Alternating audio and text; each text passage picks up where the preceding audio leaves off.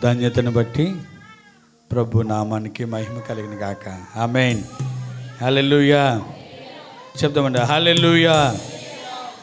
ఈరోజు ప్రభు సన్నిధిలో ఉన్నాం కాబట్టి ప్రభునందు ప్రేమలారా, గత వారం నుంచి దేవుడు మనతో ఒక అద్భుతమైన మాటతో మాట్లాడుతూ ఉన్నాడు. విధేయత గురించి పరిశుద్ధాత్మ దేవుడు మనతో మాట్లాడుతున్నాడు. ఈ అంచె దినాల్లో మనం దేవుని దృష్టిలో ఎలాగ ఉండాలి అని చక్కని మాట ద్వారా దేవుని ద్వారా మనతో మాట్లాడుతూ ఉన్నాడు. అయితే మూలవాక్య భాగము ఇర్మీ గ్రంథము 4వ అధ్యాయము 4వ వచనం మనం చదువుకుందాము. 4వ అధ్యాయము 4వ వచనం అండి. ఇర్మీ గ్రంథము 4వ అధ్యాయము 4వ వచనం మనం చదువుకుంటూ ఉన్నాము. అవధేలో ఉండటం మానుకొని మీ దుష్టక్రియలను బట్టి ఎవ్వడనూ ఆర్పలేనంతగా నా అగ్రత అగ్ని వలె కాల్చుకున్నట్లును, యోధవారులారా, యెరూషలేము నివాసులారా, యెహోవాకు లోబడి ఉండుడి. చిన్న ప్రార్థన ఉంచండి. మమ్మల్ని మిక్కిలిగా ప్రేమిస్తున్న మా ప్రియ తండ్రివి, గొప్ప దేవుడు ప్రభువా, నాయన ఈ మాట ద్వారా అనేక విషయాలు మీరు మాట్లాడుకొని వస్తున్నారు. అందును బట్టి మీకు కృతజ్ఞతాస్తుతులు చెల్లిస్తున్నాం ప్రభువా. దేవా, ఈరోజు కూడా ఈ లేఖను దొరకని అంశాలు మా అందరితో కూడా మీరు మాట్లాడి మహిమ తెచ్చుకుంటారని యేసు నామములో ప్రార్థిస్తున్నాం పరమ తండ్రి. ఆమేన్. హల్లెలూయా. అందరం చెప్దామండి. హల్లెలూయా, హల్లెలూయా. ప్రియమైనవారా, ఇక్కడ ఇశ్రాయేలు ప్రజల గురించి చాలా చక్కని మాట రాస్తున్నాడు. చాలా చక్కని మాట రాస్తూ ఉన్నాడు. ఏ మాట అంటే, అవిధేయతలు ఉండుట మానుకోండి, అవిధేయతలు ఉండుట మానుకోండి, ఎవ్వరు ఆర్పలేనంత అగ్ని మీ మీదకి వస్తుంది అని చెప్పి మాట్లాడుతున్నారు. మీరు దేవునికి లోబడండి. ఎందుకు అవిధేయతలుగా ఉంటారు? ఎన్నిసార్లు చెప్పిన అవిధేయతలుగా ఎందుకు ఉంటారని ఇశ్రాయేలు ప్రజలతో దేవుడు మాట్లాడుతూ ఉన్నాడు. ఇశ్రాయేలు జనాంగంతో దేవుడు మాట్లాడుతున్నాడు. ఈ దినాల్లో చాలామంది అవిధేయతలైపోతున్నారండి. విధేయత చూపిస్తలేదు. దేవుడి మాటకు విధేయత కలిగి జీవించలేకపోతున్నారు. కాబట్టి మనం విధేయత ద్వారా వచ్చే ఆశీర్వాదాలు జ్ఞాపకం చేసుకుంటున్నాం కదండి. విధేయత ద్వారా కలిగే లాభాలు ఏంటండి మనకి చెప్తా. ఒకటి ఏంటండి, మనకి క్షేమం కలుగుతుంది. రెండోదిగా దేవుడు మన పక్షాన ఉంటాడు. మూడోదిగా మన మంచి పదార్థాలు భుజించేవారిగా చేస్తాడు. నాలుగోదిగా ఏ కీడు రాకుండా కీడించి మనల్ని తప్పించబడతాడు. ఐదోదిగా మన నీతిమంతులుగా తీరుస్తాడు. ఆరోదిగా మనల్ని హెచ్చిస్తాడు. హల్లెలూయా. మనల్ని ఏం చేస్తాడండి? హెచ్చిస్తాడు. అధికంగా హెచ్చిస్తాడు. చాలా హెచ్చిస్తాడు. ఉన్నతమైన స్థాయిలో భూమి ఉన్న ప్రజల కంటే హెచ్చైన స్థితిలో తీసుకెళ్తాడు. ఎప్పుడంటే మనం ఎప్పుడైతే లోబడతామో, ఎప్పుడైతే విధేయత కలిగి ఉంటామో. ఏసేపు లోబడ్డాడు. ఏసేపు దేవుడి మాటకు విధేయత చూపించాడు. అందుకే ఆయన హెచ్చించబడ్డాడు. దావీదు కూడా విధేయత చూపించాడు. దేవుడి మాటకు లోబడ్డాడు. దావీదును కూడా ఎక్కలేనంత ఎత్తైన స్థలానికి ఎక్కించాడు. అందుకే దావీదు అంటాడు, ఎంతగా నన్ను ఆశీర్వదించుటకు నేను యాపాటి వాడును, ఎంతగా నేను దీవించబడుటకు, ఎంతగా హెచ్చించబడుటకు నేను ఏపట్టేవాడిని. అంటే దేవుడికి ఎంతటి వారైనా పర్లేదు. ప్రియమోలరా, మనం ఒక్కోసారి మేము ఎందుకు పనికిరాము, గడ్డి పొరగలంటే వాళ్ళు అంటాం. ఒక్కోసారి ఈ గడ్డి పొరగని ఎక్కడో తీసుకెళ్ళిపోతాడు దేవుడు. హల్లెలూయా చెప్పండి ఒకసారి. హల్లెలూయా. ఈ గడ్డి పురుగునే ఎక్కడికో తీసుకెళ్ళిపోతాడండి.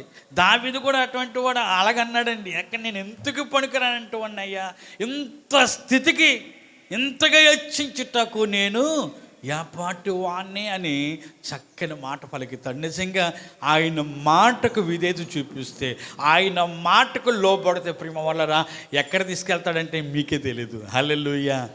తీసుకెళ్ళకముందు కొన్ని పరిస్థితులు వస్తూ ఉంటాయి. దావీదుకి ఎన్నో పరిస్థితులు ఎదురైనాయి, ఎన్నో యుద్ధాలు ఎదురైనాయి. ప్రేమ వల్ల ఎన్నో యుద్ధాలు ఎదురైనాయి. యేసేపు కూడా అంతగా హెచ్చించబడ్డానికి ఎన్నో కష్టాలు పడ్డాడు. గొంతులు వేయబడ్డాడు, కొట్టబడ్డాడు, చెరసలు వేయబడ్డాడు. కానీ దేవుడు చూశాడు, ఒక్కసారి హెచ్చించేశాడు. హల్లెలూయా. అలాగే ప్రేమ వలన రూత్ అది ఎస్తేరు గ్రంథంలో ఉన్న మన మొద్దుకి కూడా ఎన్ని అవమానపరచబడ్డాడో దేవుని కోసము. నువ్వు ఎందుకు మాకు నమస్కారం చేయమంటే, నేను దేవుని తప్ప ఇంకెవరికి నమస్కారం చేయనని దేవుని కోసం నిలబడ్డాడు, దేవుడి మాటకు లోబడ్డాడు. ఆ వాచ్మెన్ ఉన్న అతన్ని ఎక్కడ తీసుకెళ్ళాడంటే ఒక ప్రధాన మంత్రిగా నిలబెట్టాడండి.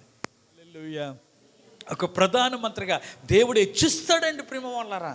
దేవుడి మాటకు లోబడితే, దేవుడి మాటకు విధేయత చూపిస్తే దేవుడు మనల్ని ఏం చేస్తాడండి? హెచ్చిస్తాడు. హెచ్చులోకి నడిపిస్తాడంట మనం. ఈరోజు 7వ మాట ఏంటంటే పరలోక రాజ్యం ఇస్తాడు మనకి. హల్లెలూయా. 7వ మాట ఏంటండి? పరలోకము ప్రేమ వల్ల పరలోక రాజ్యము. ఒకసారి ఆ మాట చదవండి. ద్వితీయోపదేశకాండము 4:30 చదవండి. 4:30లో చక్కగా ఇశ్రాయేలు ప్రజల గురించి రాస్తున్నాడు మాట అండి.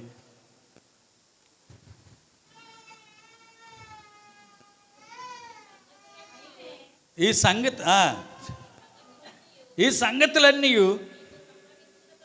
మీకు సంభవించిన తర్వాత నీకు బాధ కలిగినప్పుడు అంచె దినములలో నీవు నీ దేవుడైన యెహోవా వైపు తిరిగి ఆయన మాట వినిన ఎడల నీ దేవుడిని యెహోవా కనికరం గల దేవుడు గనక నీ చెయ్య విడవడు.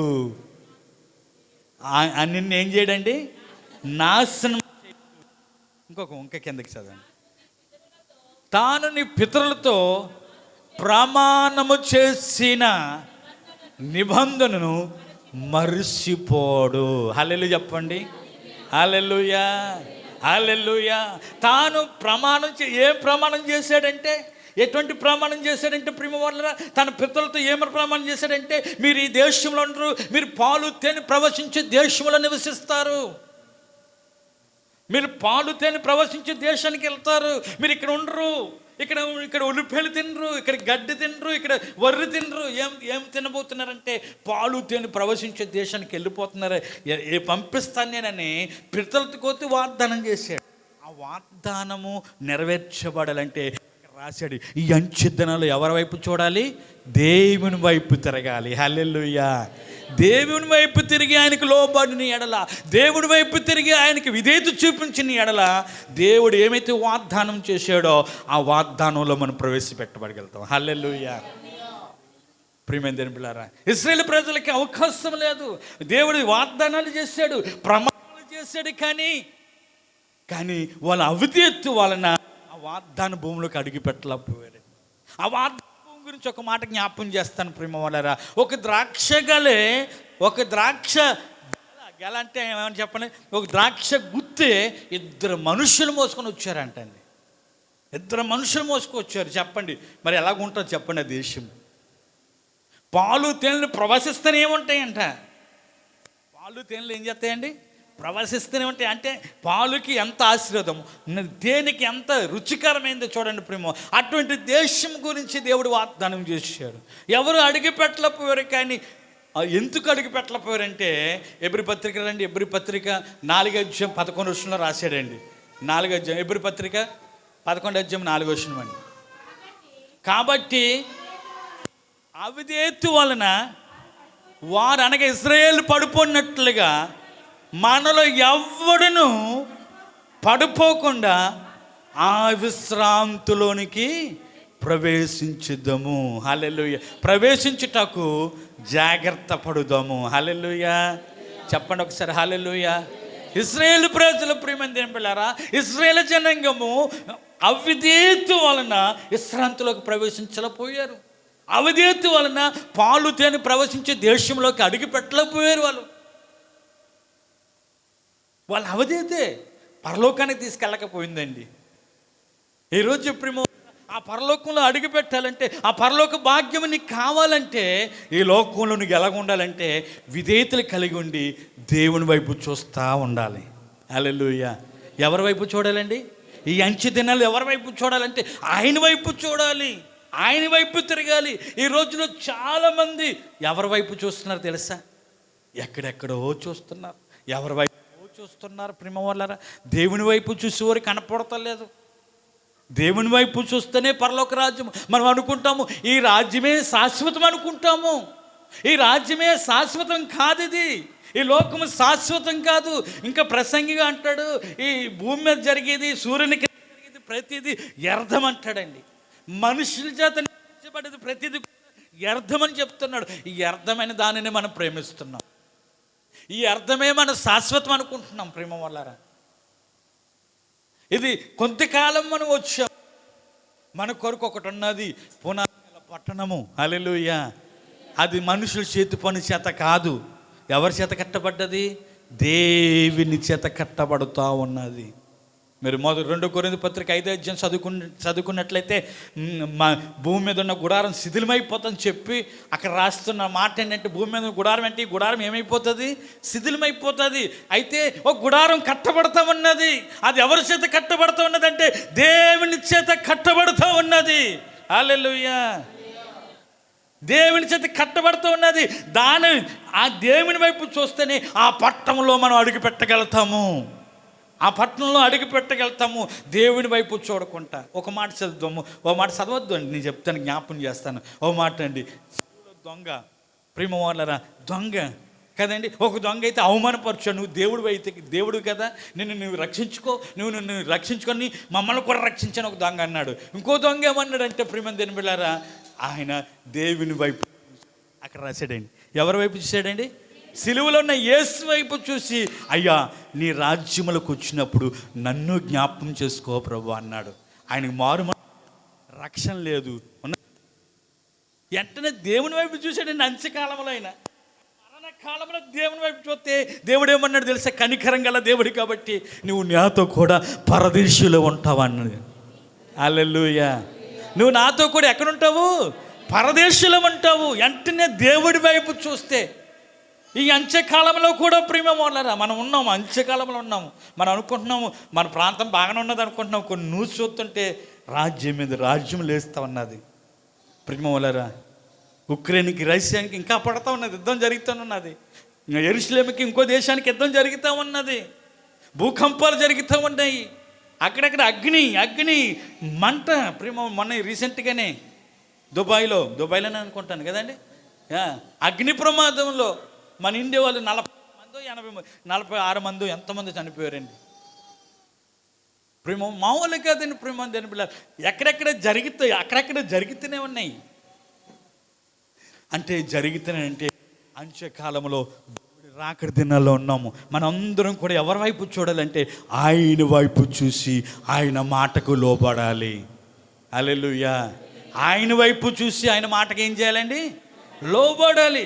అప్పుడు దేవుడు ఏంటంటే కనికరమైన దేవుడు. హల్లెలూయా. నిన్ను మర్చిపోడంట. ఎక్కడ మర్చిపోడు? ఈ భూలోకంలో మర్చిపోడు, పరలోకంలో కూడా మర్చిపోడు. పరలోకంలో మర్చిపోతాడంటే చూడండి, ఎందుకు మర్చిపోడు తెలుసా అండి? అవకాశం లేకపోతే మర్చిపోతాడు. ప్రేమ ప్రతి వారం చర్చికి రావచ్చు, ప్రతి వారం దేవుని ఆరాధించవచ్చు, కానీ మర్చిపోతాడు. చూడండి, మనందరికీ తెలుసండి, మత్తయి సువార్త 25వ అధ్యాయం 1వ వచనంలో ప్రేమ వాళ్ళ 10 మంది కన్యకలు ఉన్నారండి. 10 మంది కన్యకల్లో డివిటీలతో వచ్చారు.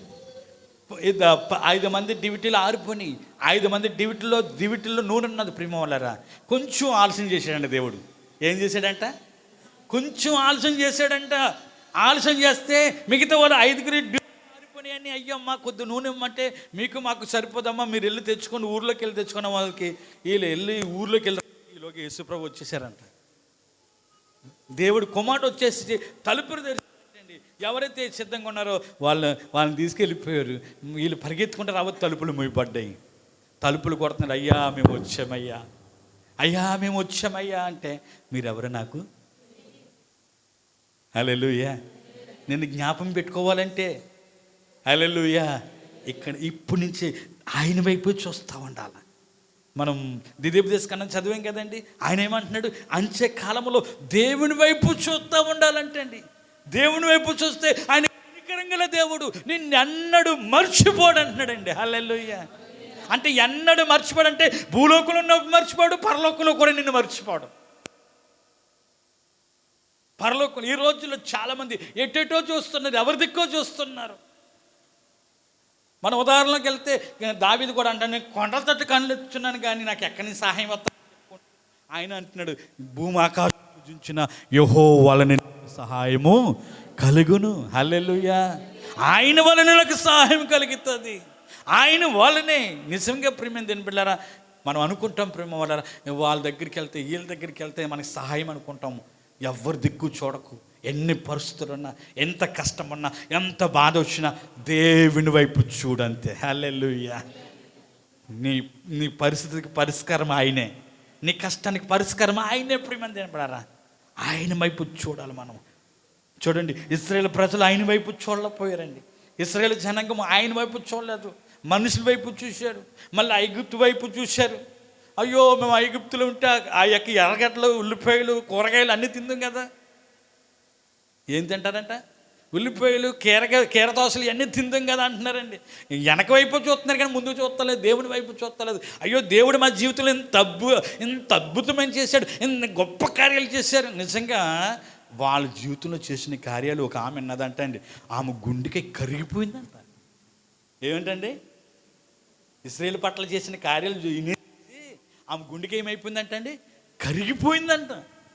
ఆమె చెప్తున్నది, మీ దేవుడు చేసిన కార్యాలు నేను విన్న తర్వాత నా గుండెకి కరిగిపోయింది అంటున్నారు. మరి వాళ్ళ గుండెకాయలు, ఎటువంటి గుండెకాయలు ఒకసారి ఆలోచించండి. మరి ఎంత కరిగిపోవాలి ఇశ్రాయేలు ప్రజలు? అవునే కదండి, చెప్పండి బ్రదర్. ఇశ్రాయేలు ప్రజలు ఎలా ఎంత కల్లర్గా చూశారండి. బండ నుంచి నీళ్ళు రావడం చూశారు, ఆకాశం మన్నను రావడం చూశారు, ఆకాశం పూరేలు రావడం చూశారు. అయ్యో, ఎండ తగలకుండా మేఘిస్తాము, రాత్రులు ప్రయాణం చేస్తుంటే అగ్నిస్తాము. ఇవన్నీ అనుభవించి కూడా దేవునికి మాటికి అవిధేతలు అయిపోతున్నారండి. వారికి లేని భాగ్యము, హల్లెలూయా, వారికి లేని ధన్యత దేవుడు మనకి ఇచ్చాడు. అందుకే వారు పడిపోయినట్లుగా వాళ్ళ అవిధేత వలన అరణ్యంలో మీరును జాగ్రత్తగా ఉండండి. మీరును అవిధేతలుగా ఉండకండి. విశ్రాంతిలోకి అడుగు పెట్టాలంటే, ఆ పరలోక పట్టణంలో అడుగు పెట్టాలంటే మీరు అవిధేతలుగా ఉండకండి.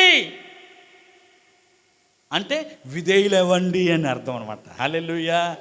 ఎవరైతే భూలోకంలో విధేయత కలిగి ఉంటారో, దేవుని వాక్యానికి, దేవుడి మాటకి విధేయత కలిగి ఉంటారో, వారు ఆ పరలోక పట్టణంలో ప్రవేశపెడతారు. హల్లెలూయా.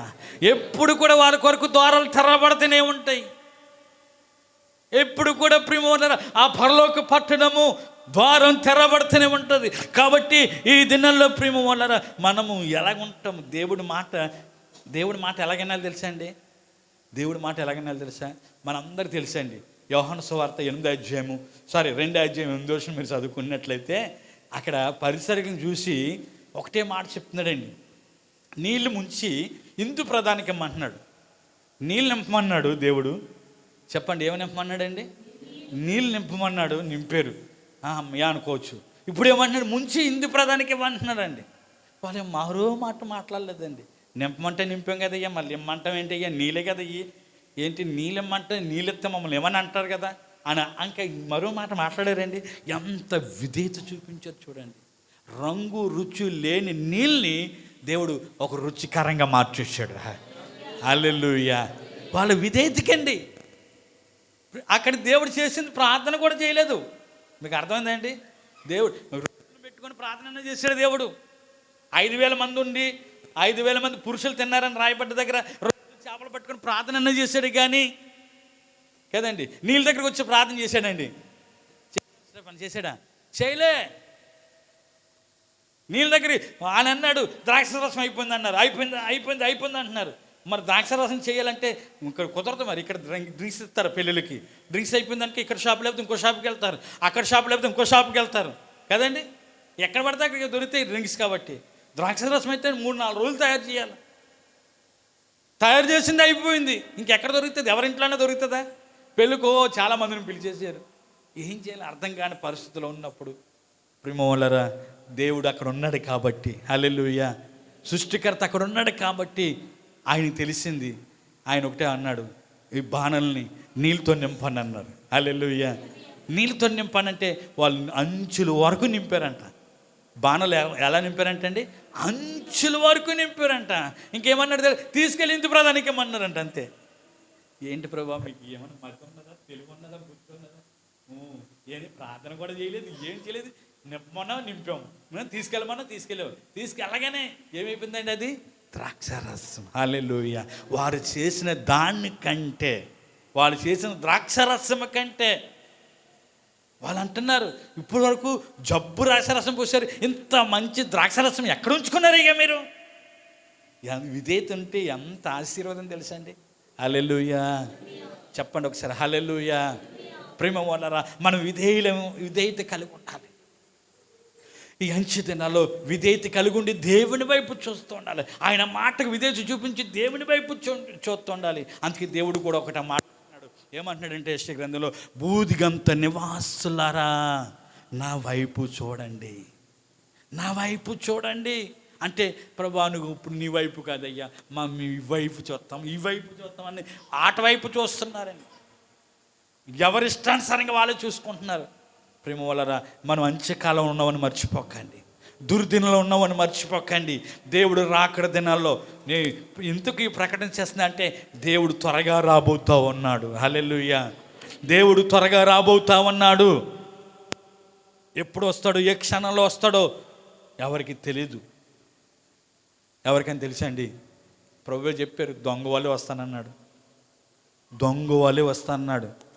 దొంగ ఎప్పుడు చెప్పు రాడండి, చెప్పు రాడు. ప్రేమ వాళ్ళరా, దేవుడు పగలన్నా రావచ్చు, రాత్రైనా రావచ్చు, రాత్రైనా రావచ్చు, పగలన్నా, ఏ క్షణమే తెలియదు. ప్రతి నేత్రాలు చూస్తారు. మనం వెళ్తున్నప్పుడు ప్రతి నేత్రాలు చూస్తారు. ప్రేమ వాళ్ళరా, ఆ పరలోక రాజ్యం ఎలాగుంటుందో తెలుసా? మీరు 14:13 చదివితే, ప్రకటన గ్రంథము 14:13 మీరు చదివితే, ఆ పరలోక పట్టణం ఎలాగుంటుందో తెలుసా? వాళ్ళు ప్రయాసాలను మాని, ఇక్కడున్న ప్రయాసం ఉండదు, ఇక్కడున్న ఆయాసం ఉండదు, ఇక్కడున్న బాధ ఉండదు, ఇబ్బంది ఉండదు. మంచి విశ్రాంతి అండి, మంచి విశ్రాంతి ఆ పరలోకంలో. ప్రేమ వల్ల ఈ లోకంలో ఉన్నంతకాలం ప్రయాసము ఆయాసం ఉండదు. ఏముండదండి? చెప్పండి అమ్మా. ఆయాసమే. పాయాసం అంటే కొద్ది తీగ ఉంటుంది కాబట్టి అది అంటున్నాను అనమాట. పాయాసం ఈ లోకంలో బాధలే. హల్లెలూయా చెప్తామా? హల్లెలూయా. పాయాసం ఎక్కడ ఉంటుంది అంటే, రుచికరంగా ఎక్కడ ఉండదంటే, ఆ పరలోక పట్టణంలోనే ఉంటుంది. ఆ పరలోక పట్టణము మనుషుల చేతితో కడతలేదు, దేవుని చేత కట్టబడతా ఉన్నది.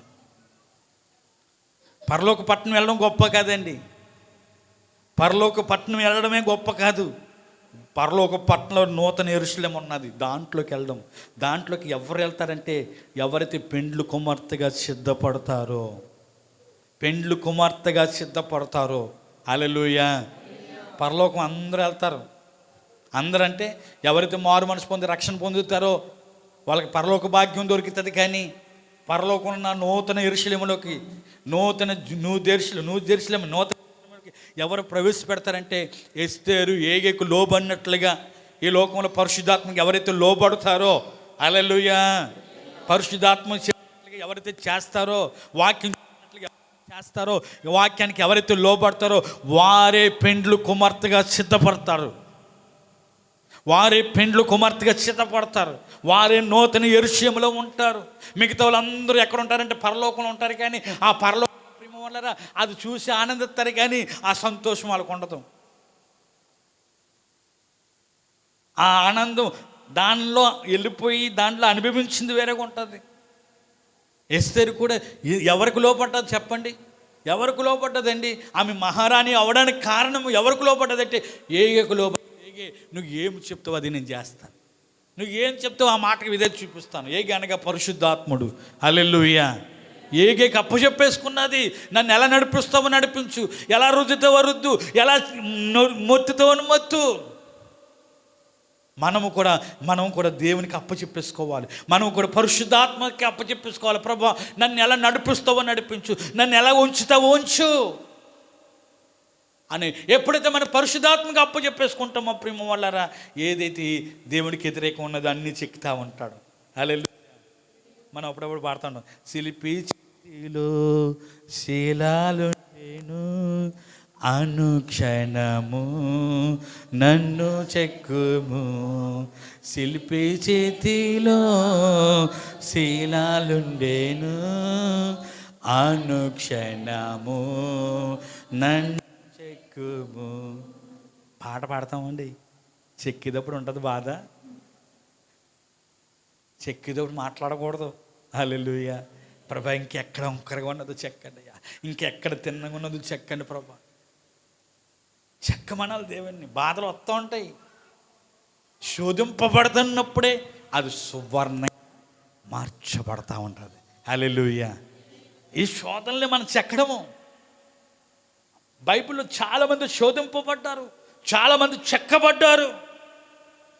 అపోస్తలుడైన పౌలైతే భయంకరంగా చెక్కబడ్డాడు. ఇంకో చెక్కబడ్డంగా సిలువేయబడ్డాడు అంతే. ఇంక ఆయన హల్లెలూయా. క్రీస్తు కూడా ఏమైపడ్డాడండి? సిలువేయబడ్డాడు అంతే. నేను జీవించేవాడు నేను కాదయ్యా, క్రీస్తే నాలో జీవిస్తున్నాడు. హల్లెలూయా. ఇంకా మొత్తం నేనన్నవాడు సిలువేసేసాడండి. ఇంకా పౌలు కనపడతలేదు, పౌలు క్రీస్తు కనపడుతున్నాడు. హల్లెలూయా. ఈ రోజుల్లో మనము కూడా అనుక్షణము చెక్కబడితే ఉండాలి.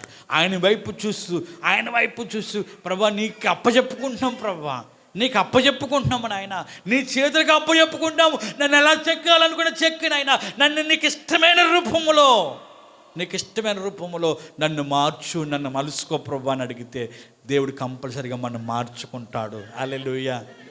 కాబట్టి ప్రేమ వల్లరా, దేవునికి మనం ఎప్పుడైతే విధేయం అవుతామో దేవుని వాక్యం చెప్తుంది, వారికే పరలోక రాజ్యము.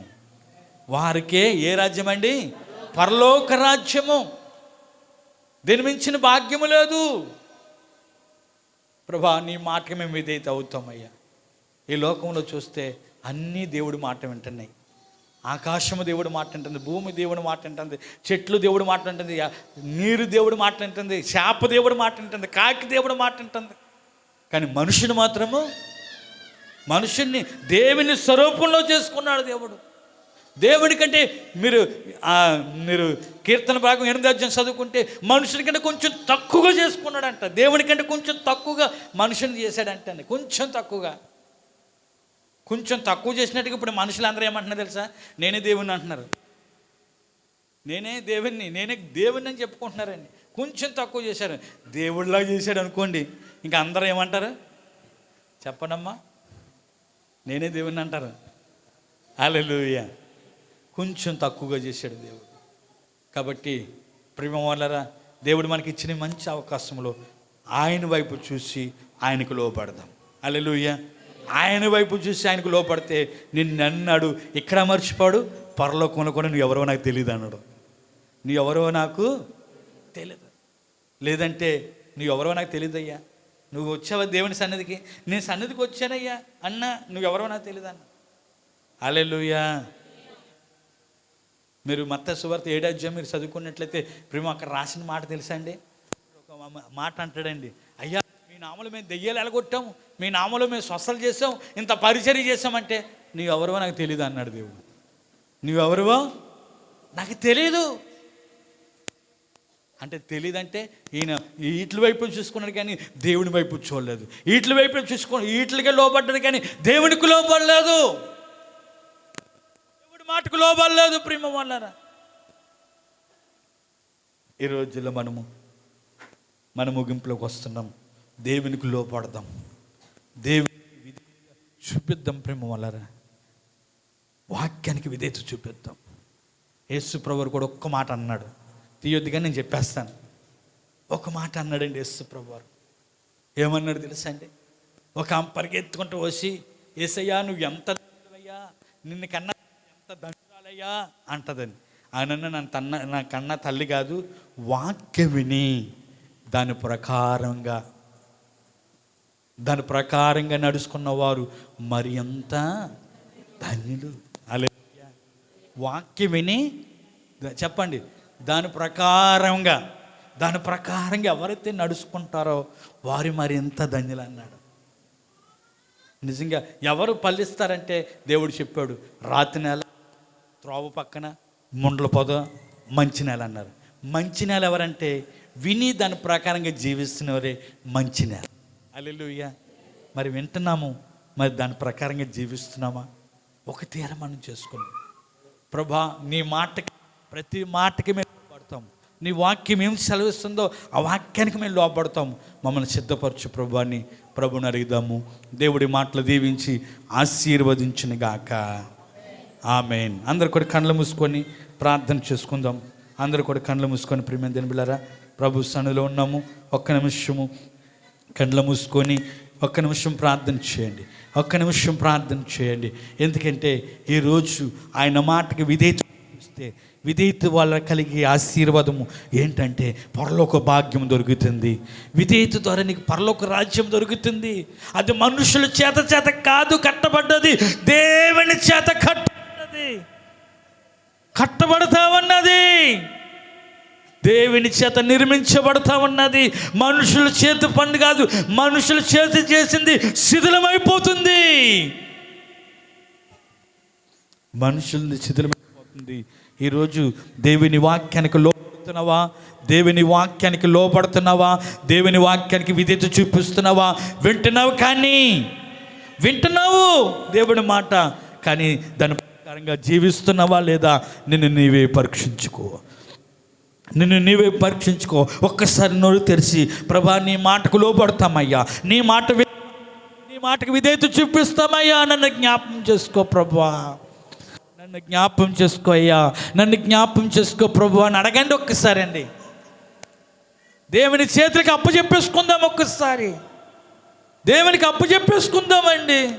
ప్రభా నన్ను నీ చేతులకి అప్పచెప్పేసుకున్నానయ్యా, శిల్పి చేతిలో చేయాలన్నట్టుగా నీ చేతుల్లో నేను ప్రభువా, నన్ను చెక్కు, అనుక్షణము నన్ను చెక్కయ్యా, అనుక్షణము నన్ను చెక్కు ప్రభా.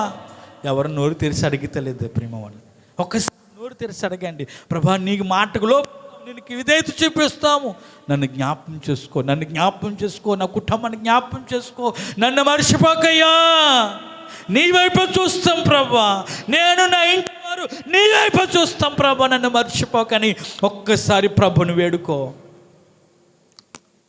అడిగిదామా ప్రభుని? ప్రార్థన చేసుకో. మమ్మల్ని మిక్కిలిగా ప్రేమిస్తున్న మా ప్రియ తండ్రి, నువ్వు గొప్ప దేవుడివి, ఆశ్చర్యకరుడు ప్రభా. ఇదైతే వాళ్ళని కలిగే ఆశీర్వాదాల కోసం మీరు మాట్లాడుకుని వచ్చు. లాస్ట్ 7వ మాట నాయన, ఇదైతే వాళ్ళన పరలోక భాగ్యం దొరుకుతుందని నువ్వు మాట్లాడుకుని వచ్చారు. అందుని బట్టి నీకు వందనాలు ప్రభా.